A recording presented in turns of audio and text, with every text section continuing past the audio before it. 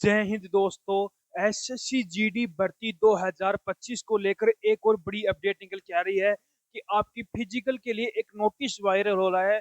यानी कि सीआरपीएफ ने एक नोटिस जारी किया है कि आपका फिजिकल है किस दिन जारी होगा, उसके बारे में हम बात करने वाले हैं। और आपका जो रिजल्ट है, बहुत से बच्चे वेट कर रहे हैं रिजल्ट का, उसके बारे में बात करेंगे कि आपका रिजल्ट है वो कब तक जारी होगा। नॉर्मलाइजेशन भी बात करेंगे कि हर एक शिफ्ट वाइज अपना नॉर्मलाइजेशन क्या रहने वाला है।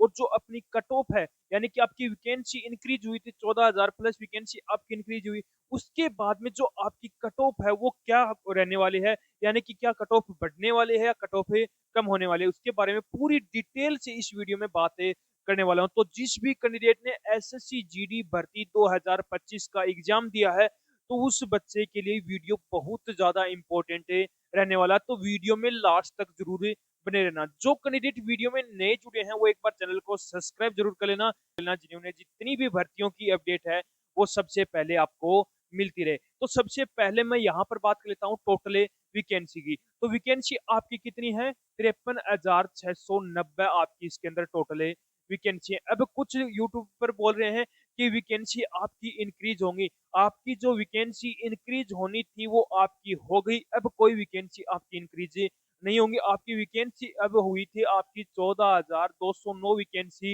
इंक्रीज हुई थी। काफी वैकेंसी आपकी इंक्रीज हो गई है। अब आपकी कोई भी वैकेंसी इंक्रीज नहीं होंगी। बेकाम का आप बहकावे में मत आइए। अब वैकेंसी जो है वही रहने वाली है।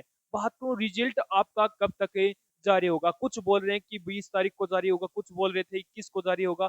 लेकिन आप ऐसे मान के चलो कि मई का जो लास्ट वीक है, मई का जो लास्ट वीक है उसके अंदर आपका रिजल्ट जारी कर दिया जाएगा। मई के अंदर आपका 100% कन्फर्म है कि जो रिजल्ट है वो लगभग लगभग जारी हो जाएगा। उसके बाद में मैं बात करूं कि जो फिजिकल के लिए जो अपडेट निकल के आ रही है, जो सीआरपीएफ की तरफ से एक नोटिस जारी हुआ था, काफी बच्चे देख भी रहे हैं।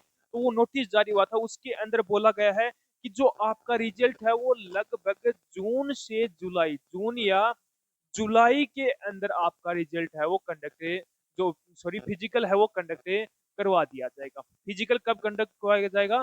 जून या जुलाई 2025 के अंदर आपका जो फिजिकल है वो कंडक्ट करवा दिया जाएगा। अब मैं जो मार्क्स आपको बताऊंगा स्टेट वाइज बताने वाला हूं। यदि आपके इतने मार्क्स हैं तो आप फिजिकल की तैयारी पर जुट जाइए, बहुत जल्दी आपका फिजिकल होने वाला है। बात को यहाँ पर कितने बच्चों ने फॉर्म अप्लाई किया था, तो लगभग आपके 52 लाख बच्चों ने यहाँ पर फॉर्म अप्लाई किया था। और एग्जाम आपके 24 लाख बच्चों ने यहाँ पर क्या दिया था? एग्जाम दिया था। 52 लाख बच्चे ने फॉर्म अप्लाई किया था और 24 लाख बच्चों ने क्या दिया था? एग्जाम दिया था। अब यहाँ पर 24 लाख बच्चों ने एग्जाम दिया है। ये तो है नहीं कि यहाँ पर एसएससी जीडी भर्ती को लेकर बच्चे 24 लाख के 24 लाख सीरियस हैं, नहीं है। कुछ बच्चे ही, यानी कि 10 से 20% बच्चे ही ऐसे होंगे जो एसएससी जीडी भर्ती 2025 को लेकर सीरियस होंगे। बात करूं नॉर्मलाइजेशन की, तो नॉर्मलाइजेशन आपको इसके अंदर काफी देखने को मिलने वाला है। लगभग आपको 15 मार्क्स तक का कुछ शिफ्टों के अंदर, कुछ शिफ्टों के अंदर 20 मार्क्स तक का, कुछ के अंदर 25 का, और कुछ शिफ्टों के अंदर 30 मार्क्स तक का भी आपको इसके अंदर नॉर्मलाइजेशन देखने को मिलने वाला है। मैं आपको इसके वीडियो तक पूरे बने रहना, मैं पूरा डिटेल से बताऊंगा कि हर एक शिफ्ट में कितने एवरेज मार्क्स बन रहे हैं बच्चों के और कितना आपको नॉर्मलाइजेशन देखने को मिलने वाला है। अब हम सीधे चलते हैं कि जो आपका नॉर्मलाइज शिफ्ट वाइज नॉर्मलाइजेशन हमें कितना मिलेगा। तो मैंने जो सबसे पहले जो शिफ्ट ली है वो ली है मैंने आपकी 12 फरवरी की। जो थर्ड शिफ्ट है वो क्या थी? आपकी पहली हार्ड शिफ्ट थी। इसके अंदर एवरेज मार्क्स की यदि बात करूं तो 98 एवरेज मार्क्स बच्चों के आ रहे हैं। नॉर्मलाइजेशन को हमें कितना देखने को मिल सकता है? इस शिफ्ट के अंदर 17 से 20 मार्क्स तक का आपको उसके अंदर नॉर्मलाइजेशन देखने को मिलने वाला है। उसके बाद में सेकंड जो आपकी हार्ड शिफ्ट है वो कौन सी ली है मैंने? 5 फरवरी की जो थर्ड शिफ्ट है वो क्या है? सेकंड हार्ड शिफ्ट है। ये जो आपको नॉर्मलाइजेशन बता रहा हूँ ये आपके जो सबसे बड़ा चैनल है रोजगार विद अंकित, उन्होंने बताया था, वो आपकी नॉर्मलाइजेशन मैं बता रहा हूँ। एवरेज मार्क्स की यदि मैं बात करूँ तो 99 से 100 मार्क्स बच्चों के एवरेज मार्क्स से आ रहे हैं। नॉर्मलाइजेशन की बात करूँ तो 17 से 20 मार्क्स तक का इस शिफ्ट के अंदर आपको नॉर्मलाइजेशन देखने को मिलने वाला है। उसके बाद में मैं बात कर लेता हूँ जो तीसरी हार्ड शिफ्ट है वो 25 फरवरी की सेकंड जो शिफ्ट है वो तीसरी हार्ड शिफ्ट थी। इसके अंदर एवरेज मार्क्स की बात करूं तो 99 से 100 मार्क्स तक का आपको इसके अंदर एवरेज मार्क्स देखने को मिल रहा है। नॉर्मलाइजेशन की बात करूँ तो 15 से 18 मार्च तक का आपको नॉर्मलाइजेशन देखने को मिलने वाला है। चौथी हार्ड शिफ्ट की बात करूँ तो 6 फरवरी की जो थर्ड शिफ्ट है वो आपकी चौथी हार्ड शिफ्ट है, जिसके अंदर एवरेज मार्क्स की बात करूँ तो 98 के आसपास जिस भी बहुत सारे कैंडिडेटों के मार्क्स से बन रहे हैं। नॉर्मलाइजेशन की बात करूँ तो 17 से 20 मार्च तक का इसके अंदर आपको नॉर्मलाइजेशन देखने को मिलने वाला है। उसके बाद में अगली जो शिफ्ट है वो पांचवी हार्ड शिफ्ट है 13 फरवरी की फर्स्ट शिफ्ट है। 13 फरवरी की फर्स्ट शिफ्ट है जिसके अंदर एवरेज मार्क्स बच्चों के 100 आ रहे हैं। नॉर्मलाइजेशन की बात करूँ तो 15 से 17 मार्च तक का आपको इसके अंदर आपको नॉर्मलाइजेशन देखने को मिलने वाला है। फिर उसके बाद में छठी हार्ड शिफ्ट की बात करूँ तो 10 फरवरी की फर्स्ट और जो थर्ड शिफ्ट है वो क्या थी आपकी हार्ड थी, जिसके अंदर एवरेज मार्क्स की बात करूँ तो 100 इसके अंदर आपका एवरेज मार्क्स से रहा। नॉर्मलाइजेशन की बात करूँ तो 15 से 17 मार्च तक का इसके अंदर आपको नॉर्मलाइजेशन देखने को मिलने वाला है। उसके बाद में मैं बात कर लेता हूँ 13 फरवरी की जो सेकंड शिफ्ट है। 13 फरवरी की सेकंड शिफ्ट है वो भी क्या थी हार्ड थी, जिसके अंदर एवरेज मार्क्स आपके बच्चों के लगभग 100 बन रहे हैं। नॉर्मलाइजेशन की बात करें तो 12 से 15 मार्च तक का इसके अंदर आपको नॉर्मलाइजेशन भी देखने को मिलने वाला है। उसके बाद में अगली जो है अपनी 25 फरवरी की फर्स्ट शिफ्ट है, इसके अंदर भी आपको नॉर्मलाइजेशन 12 से 15 मार्च तक का नॉर्मलाइजेशन देखने को मिलेगा। 7 फरवरी की फर्स्ट शिफ्ट, इसके अंदर भी 12 से 15 मार्च तक का नॉर्मलाइजेशन देखने को मिलने वाला है। 20 फरवरी की सेकंड शिफ्ट एवरेज मार्क्स 105 के आसपास, यानी कि अच्छा खासा एवरेज मार्क्स मिल रहा है। नॉर्मलाइजेशन भी आपको 12 से 15 मार्च तक का नॉर्मलाइजेशन भी देखने को मिलने वाला है। 10 फरवरी की सेकंड शिफ्ट की बात करूँ तो एवरेज मार्क्स 105 के आसपास, नॉर्मलाइजेशन भी अच्छा खासा 12 से 15 मार्च तक का आपको नॉर्मलाइजेशन देखने को मिलेगा। उसके बाद में है 17 फरवरी की सेकंड और थर्ड शिफ्ट की बात करूँ तो जो एवरेज मार्क्स है वो 106 के आसपास, नॉर्मलाइजेशन की बात करूँ तो 10 से 13 मार्च तक का नॉर्मलाइजेशन आपको देखने को मिलेगा।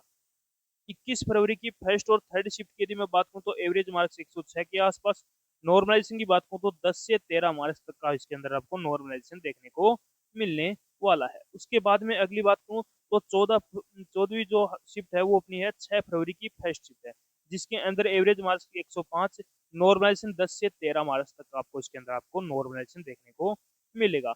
20 फरवरी की थर्ड शिफ्ट की बात करूँ तो इसके अंदर भी आपको 10 से 13 मार्च तक का नॉर्मलाइजेशन देखने को मिलने वाला है। उसके बाद में 12 फरवरी की फर्स्ट शिफ्ट है, इसके अंदर भी आपको 10 से 12 मार्च तक का नॉर्मलाइजेशन देखने को मिलेगा। उसके बाद में है अपनी 18 फरवरी की थर्ड शिफ्ट है। 18 फरवरी की थर्ड शिफ्ट के अंदर भी 10 से 12 मार्च तक का नॉर्मलाइजेशन देखने को मिलेगा। 4 फरवरी की फर्स्ट शिफ्ट है जिसके अंदर भी आपको 10 से 12 मार्च तक का नॉर्मलाइजेशन देखने को मिलने वाला है। उसके बाद में है 5 फरवरी की सेकंड शिफ्ट है। 5 फरवरी की जो सेकंड शिफ्ट थी उसके अंदर भी आपको 10 से 12 मार्च तक का नॉर्मलाइजेशन मिलेगा। 18 फरवरी की फर्स्ट शिफ्ट की बात करूँ तो इसके अंदर भी 8 से 10 मार्क्स, यानी कि अब आपकी जो 18 फरवरी की फर्स्ट शिफ्ट है वो इजी शिफ्ट थी, इसके अंदर आपको कम ही नॉर्मलाइजेशन देखने को मिलेगा। उसके बाद में मैं बात करूँ 4 फरवरी की सेकंड और थर्ड शिफ्ट की, तो इसके अंदर भी बहुत ही कम नॉर्मलाइजेशन देखने को मिलेगा क्योंकि ये आपकी इजी शिफ्ट है। 18 फरवरी की सेकंड शिफ्ट की बात करूँ तो ये भी आपकी इजी शिफ्ट थी, जिसके अंदर 8 से 10 मार्क्स तक का नॉर्मलाइजेशन आपको देखने को मिलेगा। उसके बाद में है जो आपकी 17 फरवरी की सॉरी 17 फरवरी की जो अपनी है सेकंड और थर्ड और फर्स्ट शिफ्ट है, जिसके अंदर भी 8 से 10 मार्क्स तक का नॉर्मलाइजेशन देखने को मिलेगा। 5 फरवरी की फर्स्ट शिफ्ट है, इसके अंदर भी 8 से 10 मार्क्स तक का नॉर्मलाइजेशन देखने को मिलेगा। उसके बाद में 25 फरवरी की फर्स्ट शिफ्ट, 25 फरवरी की फर्स्ट शिफ्ट की बात करूँ तो इसके अंदर भी इजी शिफ्ट है, तो इसके अंदर भी 8 से 10 मार्क्स तक का नॉर्मलाइजेशन देखने को मिलेगा। 7 फरवरी की सेकंड शिफ्ट की बात करूँ तो इसके अंदर भी 8 से 10 मार्क्स तक का नॉर्मलाइजेशन देखने को मिलने वाला है। उसके बाद में 12 फरवरी की सेकंड शिफ्ट की बात करूँ तो 12 फरवरी की सेकंड शिफ्ट भी आपकी इजी थी, 107 के आसपास एवरेज मार्क्स से आ रहे हैं, तो नॉर्मलाइजेशन भी कम ही देखने को मिलने वाला है 8 से 10 मार्क्स का। 19 फरवरी की थर्ड शिफ्ट की बात करूँ तो 107 के आसपास एवरेज मार्क्स है, नॉर्मलाइजेशन की बात करूँ तो 8 से 10 मार्क्स तक का। उसके बाद में है 19 फरवरी की फर्स्ट और सेकंड शिफ्ट है, जिसके अंदर भी 5 से 10 मार्क्स तक का नॉर्मलाइजेशन मिलेगा। 6 फरवरी की सेकंड शिफ्ट है, इसके अंदर भी 5 से 10 मार्क्स तक का नॉर्मलाइजेशन देखने को मिलने वाला है। अब बात कर लेता हूँ 13 फरवरी की थर्ड शिफ्ट की। 13 फरवरी की थर्ड शिफ्ट इजी शिफ्ट थी, जिसके अंदर भी 5 से 10 मार्क्स तक का। 11 फरवरी की सेकंड और थर्ड शिफ्ट इजी शिफ्ट थी, जिसके अंदर भी 5 से 10 मार्क्स तक का नॉर्मलाइजेशन देखने को मिलने वाला है। ये हो गई आपकी शिफ्ट वाइज नॉर्मलाइजेशन की। अब हम बात कर लेते हैं एक सटीक कट ऑफ की, यानी कि एक जो सटीक कट ऑफ इसके अंदर क्या रहने वाली है, ये कट ऑफ आपकी रो मार्क्स कट ऑफ है रहेगी, जो आपकी वैकेंसी इंक्रीज हुई है उसके बाद की कट ऑफ है। तो मैं आपको यूआर कैंडिडेट की कट ऑफ बता रहा हूँ, ओबीसी, ईडब्ल्यूएस, एससी और एसटी की आप खुद ही देख लेना। यूपी की बात करूँ तो 115 के आसपास, राजस्थान की बात करूँ तो 112, बिहार की बात करूँ तो 108, एमपी की बात करूँ तो 112, उत्तराखंड की बात करूँ तो 102, एचपी हिमाचल प्रदेश की बात करूँ तो 105, हरियाणा की बात करूँ तो 107, दिल्ली की 110, चंडीगढ़ की 106, गुजरात की 100 के आसपास मार्क्स बन रहे हैं।